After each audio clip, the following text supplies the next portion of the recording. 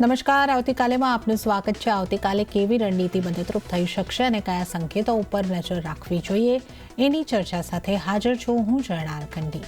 તો આવતીકાલના માર્કેટ પર ચર્ચા કરતા પહેલા આજના મુખ્ય સમાચારો પર નજર કરી લઈએ. જીઓપોલિટિકલ ચિંતા વધવાને કારણે માર્કેટમાં વેચવાલી વીકલી એક્સપાયરીને દિવસે સેન્સેક્સમાં રહ્યું 5% દબાણ. નિફ્ટીમાં પણ લગભગ 100 પોઈન્ટનો ઘટાડો. બેંક નિફ્ટી, મિડ કેપ અને સ્મોલ કેપ ઇન્ડેક્સ પણ ઉપલા સ્તરેથી ઘટીને બંધ. ફાર્મા સેક્ટરની તબિયત આજે બગડી. ટ્રમ્પે આજે ફાર્મા પર જલ્દી જ ટેરિફ લગાવવાની કરી વાત. નિફ્ટી ફાર્મા ઇન્ડેક્સ 2% જેટલો ઘટ્યો તો જીઓપોલિટિકલ ચિંતા વધતા મેટલ સેક્ટરની ચમક પણ ફીકી પડી. નબળા બજારમાં પણ આઈટી શેર્સમાં ખરીદારી રહી યથાવત. ઇન્ડેક્સ લગભગ 0.5% જેટલો વધ્યો તો ડિફેન્સ શેરોમાં પણ રહી સારી ખરીદારી. મઝગાઉં ડોક 4.25% ઉછાળા સાથે બન્યો વાયદાનો ટોપ ગેનર અને આ સાથે જ GRSE, સોલાર અને BDLમાં પણ તેજી. અને વીકલી એક્સપાયરીની તારીખ ઉપર સેબીનો નિર્ણય. NSEની એક્સપાયરી મંગળવારે તો BSEની એક્સપાયરી ગુરુવારે.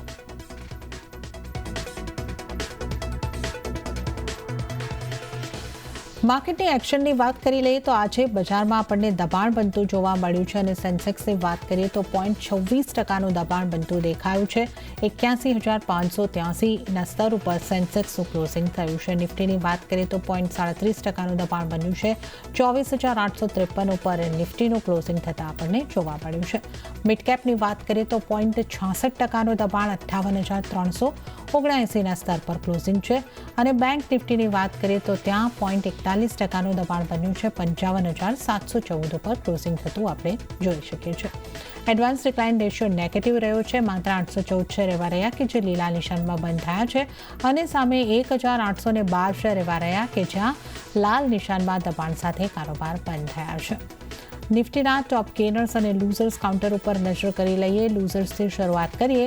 ટાટા મોટર્સ આજનો ટોપ લૂઝર કાઉન્ટર રહ્યો છે. ટાટા મોટર્સનો પણ આજના લૂઝર કાઉન્ટરની અંદર સમાવેશ થતો આપણને જોવા મળ્યો છે. પણ આજનું ટોપ લૂઝર કાઉન્ટર જે છે એ અદાણી એન્ટરપ્રાઇઝિસ રહ્યું છે. 2.18%નું દબાણ અહીંયા આગળથી બનતું દેખાયું છે. આ ઉપરાંત આપણે નજર કરી લઈએ તો ડોક્ટર રેડ્ડીઝમાં 2%નું દબાણ બનતું દેખાયું છે. સન ફાર્મામાં પણ 2%નું દબાણ છે અને ઇટરનલમાં પણ 1.94%નું દબાણ બનતું જોવા મળ્યું છે.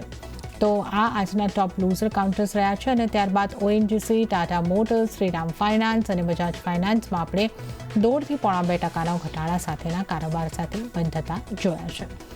નિફ્ટીના ટોપ ગેનર્સ ઉપર નજર કરી લઈએ. ટેક મહિન્દ્રાનું કાઉન્ટર આજનું ટોપ ગેનર કાઉન્ટર રહ્યું છે જ્યાં 1.46%ની મજબૂતી બની છે. ઇન્ફોસિસમાં લગભગ 1%ની મજબૂતી. TCSનો પણ આઈટી સ્ટોક્સમાંથી સમાવેશ થયો છે 0.5%ની આસપાસની મજબૂતી સાથે અને એશિયન પેઇન્ટ્સનું કાઉન્ટર પણ આજે મજબૂતી તરફ રહેનારા કાઉન્ટરમાં સમાવિષ્ટ થયું છે. આ ઉપરાંત Maruti Suzuki, NTPC, HDFC life અને HCL ટેક અહીંયા આગળ આપણે 5-0.5%ની મજબૂતી સાથે કારોબાર બંધ થતા જોયા છે.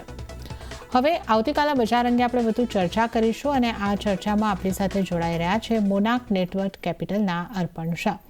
અર્પણજી, સ્વાગત છે આપનું CNBC બજાર પર. અને આજે આપણે જે રીતની નિફ્ટીની ક્લોઝિંગ આવતા જોઈ છે લગભગ ડે લોઝની આસપાસ આજનું ક્લોઝિંગ આપણે જોઈ રહ્યા છે.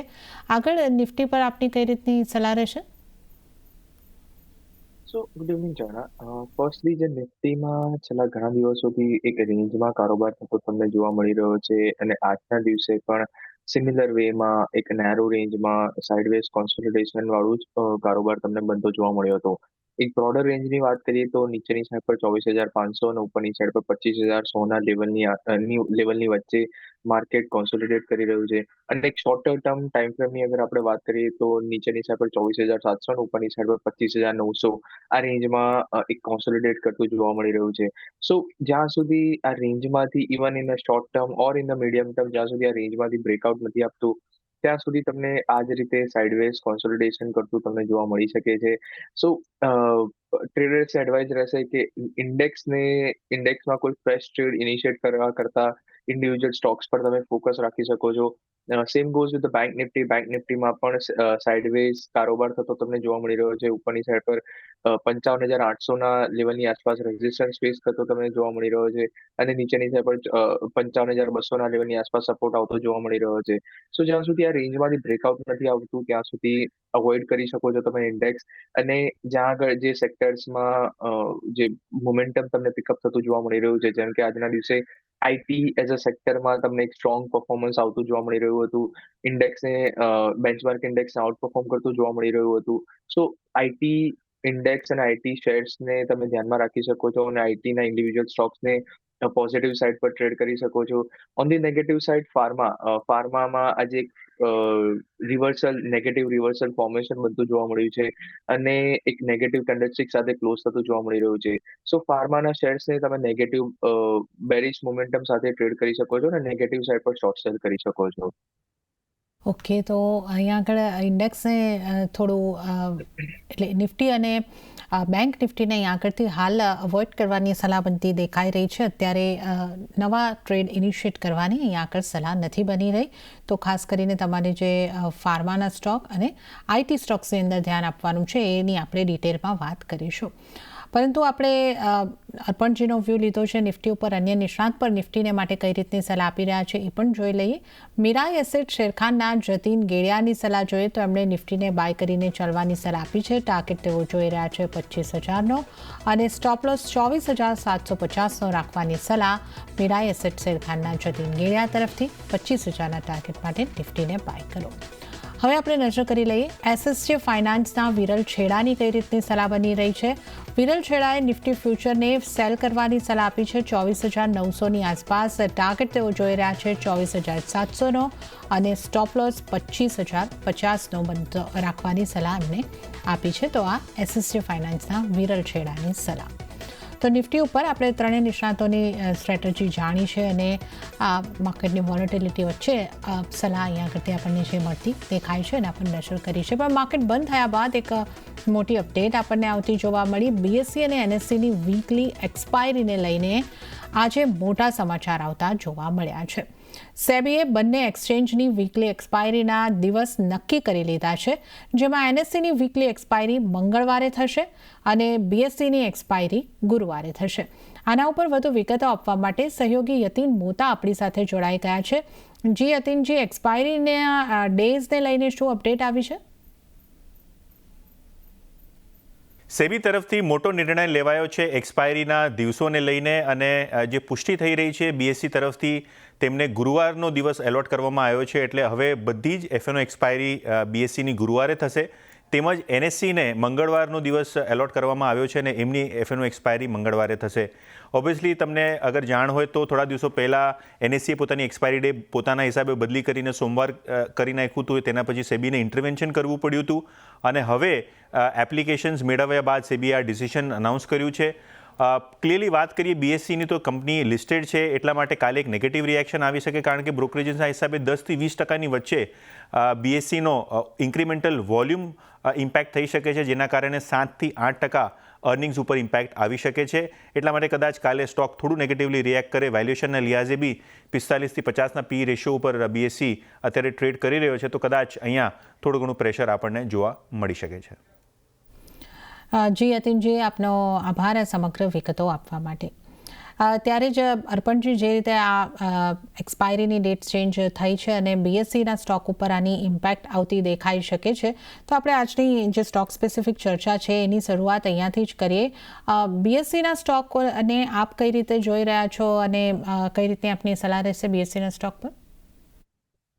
તો જેના બીએસસી નો સ્ટોક એક નેગેટિવ મોમેન્ટમ સાથે ટ્રેડ થતો તમને જોવા મળી રહ્યો છે. લાસ્ટ વીકથી જ 3,000 ની ઉપર એકવાર જ્યારે હાઈસ બનાવ્યા હતા, એ પછી એક નેગેટિવ રિવર્સલ કેન્ડલસ્ટિક સાથે ક્લોઝ થતો તમને જોવા મળ્યો હતો, અને સિન્સ ધેન કન્ટિન્યુઅસલી ઉપરના લેવલથી તમને પ્રોફિટ બુકિંગ આવતું જોવા મળી રહ્યું છે.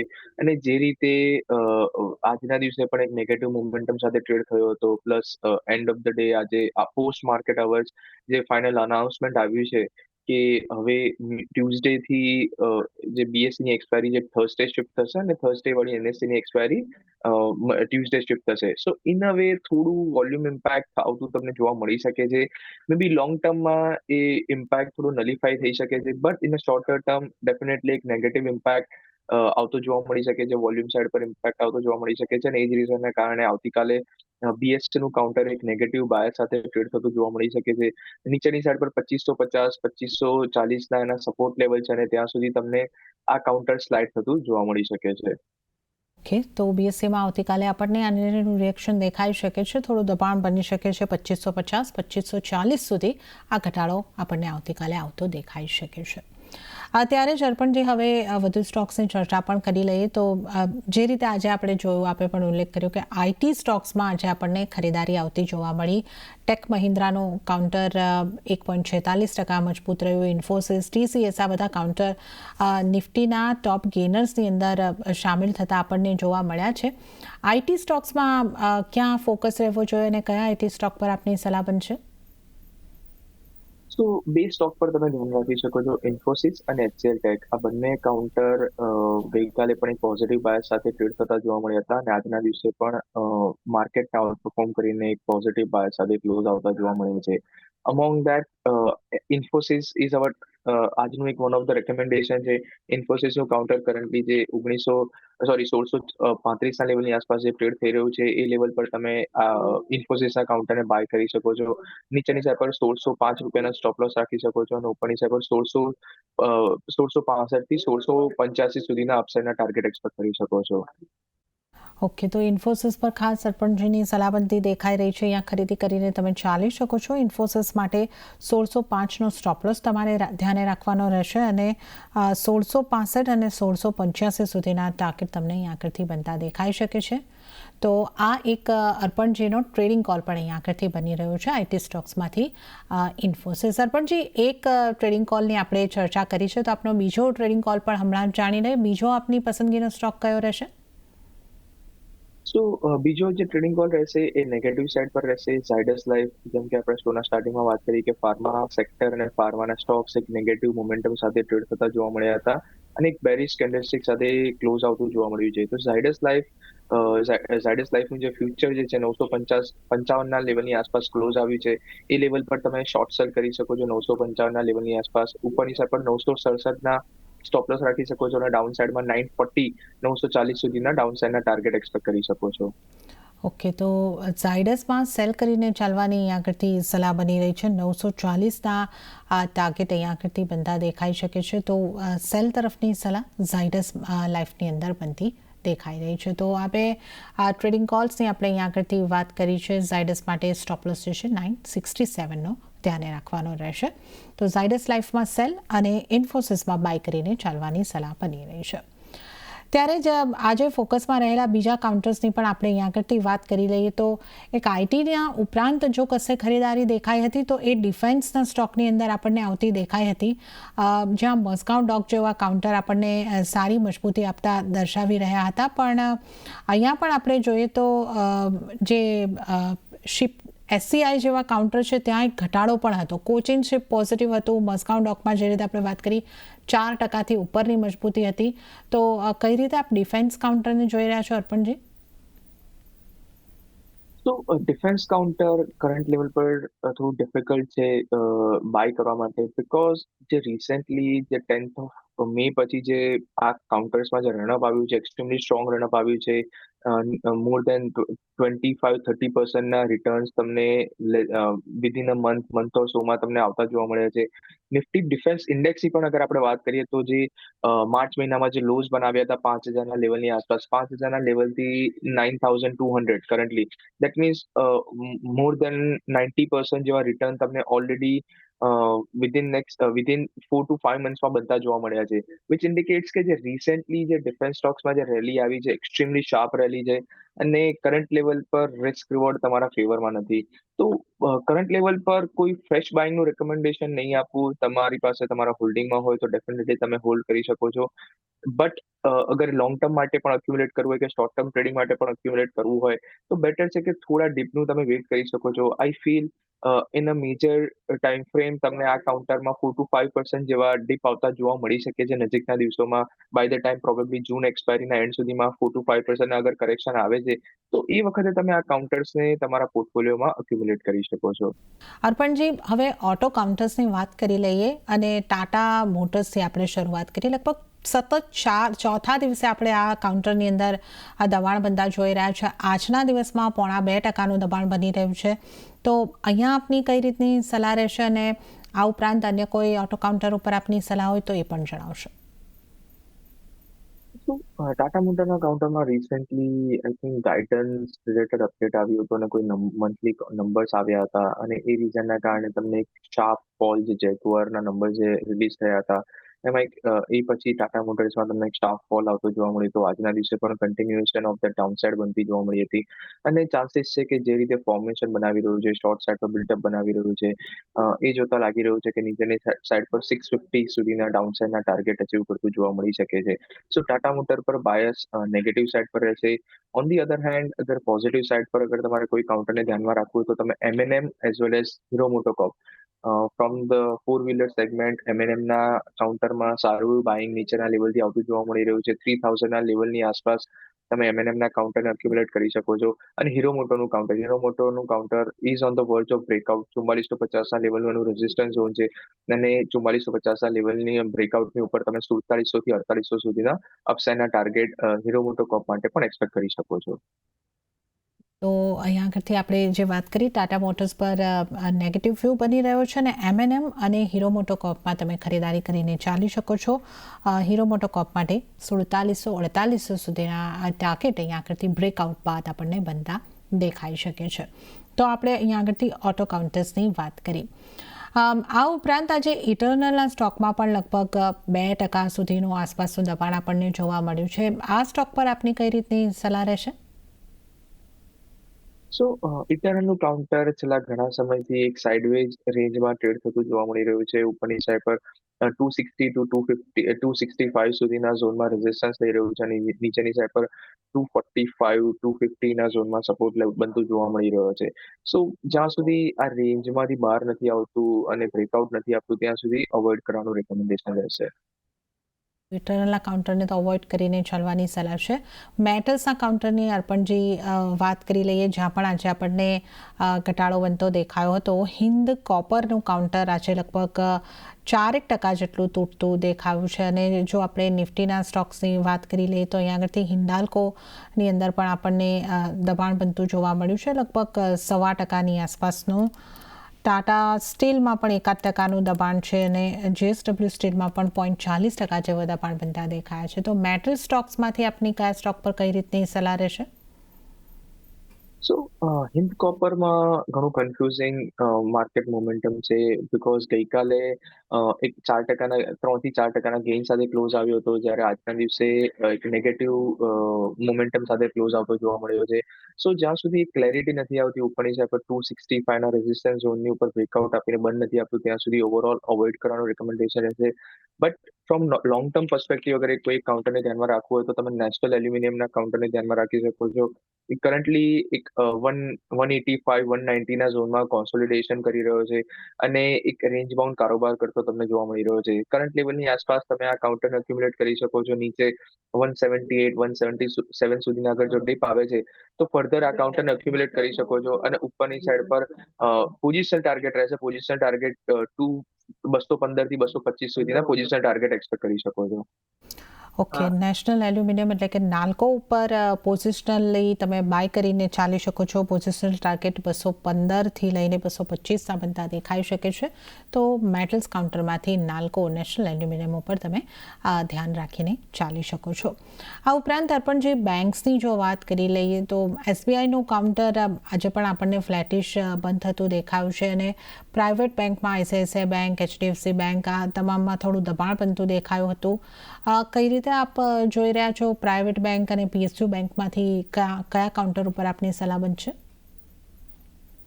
સો among private sector bank, HDFC bank ગઈકાલે એક રિવર્સલ ફોર્મેશન બનતું જોવા મળ્યું હતું, બટ આજના દિવસે કોઈ ફોલોઅપ મોમેન્ટમ ના આવ્યો અને ગઈકાલના હાઈઝના લેવલની પાસેથી જ તમને પ્રોફિટ બુકિંગ આવતું જોવા મળ્યું હતું. સો જે આજનો અને કાલનો જે હાઈઝ બનાવ્યો છે ઓલમોસ્ટ 1940ના લેવલની આસપાસ બનાવ્યો છે. જો 1940ના લેવલની ઉપર જો બ્રેકઆઉટ આપે છે તો તમે એચડીએફસી બેંકના કાઉન્ટરને ધ્યાનમાં રાખી શકો છો અને ઉપરની સાઈડ પર 1960 થી 1970 સુધીના અપસાઇડના ટાર્ગેટ એક્સપેક્ટ કરી શકો છો. Among the PSU pack, I think bank of Baroda is one of the counter જે તમે તમારા રડારમાં રાખી શકો છો. છેલ્લા 3 દિવસથી 235 થી 236ના ઝોનમાં લોઝ બનાવી રહ્યું છે અને એવરી ટાઈમ એ લેવલની પાસેથી તમને બાઇંગ ઇન્ટરેસ્ટ ઇમર્જ થતું જોવા મળી રહ્યું છે. સો બેંક ઓફ બરોડાને તમે કરન્ટલી 238ના ઝોનમાં બાય કરી શકો છો. નીચે 232ના સ્ટોપ લોસ રાખી શકો છો અને ઉપરની સાઈડ પર 255 સુધીના અપસાઇડના ટાર્ગેટ એક્સપેક્ટ કરી શકો છો. ઓકે, તો બેંક ઓફ બરોડામાં તમે બાઇંગ કરીને ચાલી શકો છો. 255ના ટાર્ગેટ અહીં આગળથી બનતા જોવા મળી શકે છે. તો પીએસયુ બેંકમાંથી બેંક ઓફ બરોડા ઉપર અહીં આગળથી એક પસંદગી રાખી શકાય છે.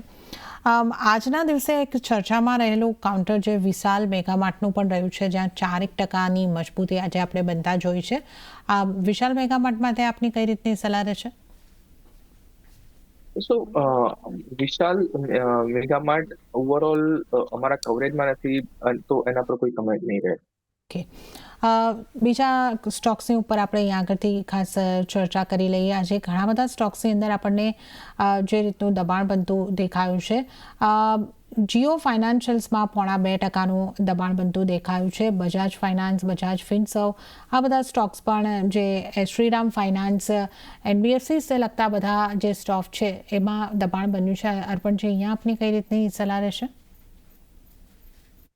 So among NBFC companies, I think split થયા પછી બજાજ ફાઇનાન્સમાં તમને ઉપરના લેવલથી પ્રોફિટ બુકિંગ આવતું જોવા મળી રહ્યું છે. જીઓ ફાઇનાન્સની વાત કરીએ એમાં પણ ઉપરના લેવલથી પ્રોફિટ બુકિંગ આવતું જોવા મળી રહ્યું છે. Maybe except for Chola finance which is trading with a strong positive momentum અને એવરી ટાઈમ નીચે આવે છે ત્યારે તમને નીચેના લેવલથી બાઇંગ ઇન્ટરેસ્ટ ઇમર્જ થતું જોવા મળી રહ્યું છે. સો ચોલા ફાઇનાન્સના કાઉન્ટરને તમે કરન્ટલી જે ડિપ આવ્યું છે તો એને તમે ધ્યાનમાં રાખી શકો છો. અપાર્ટ ફ્રોમ દેટ જીઓ ફાઇનાન્સને ટાઈમિંગ અવોઇડ કરી શકો છો. ઓકે, તો ચોલા ફાઇનાન્સ ઉપર તમે એક ધ્યાન રાખીને ચાલી શકો છો.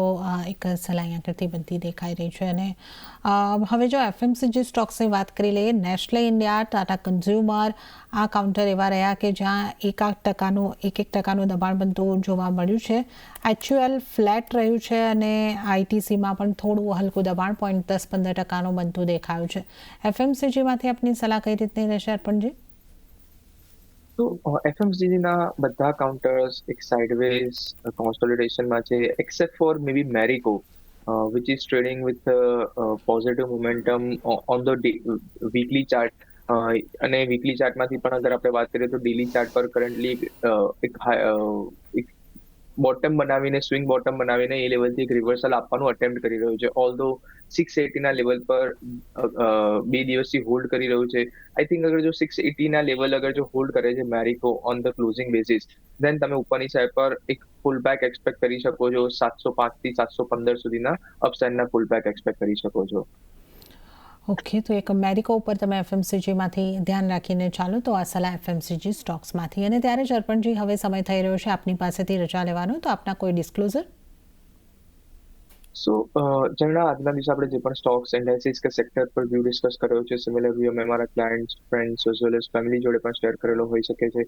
પર્સનલી પણ માર્કેટમાં લોંગ ઓર શોર્ટ પોઝિશન હોઈ શકે છે depending on the market condition. શોમાં બોલા બદલ આભાર. Thank you. જી અર્પણજી, આપનો આભાર શો પર જોડાવા બદલ અને તમામ સ્ટોક્સ અંગે ચર્ચા કરવા બદલ. અને આ સાથે જ આવતીકાલેમાં પણ હાલ પૂરતું આટલું જ. હાલ મને પણ આપશો રજા, પણ વધુ અપડેટ્સ અને સમાચારો માટે આપ જોતા રહો CNBC બજાર. નમસ્કાર.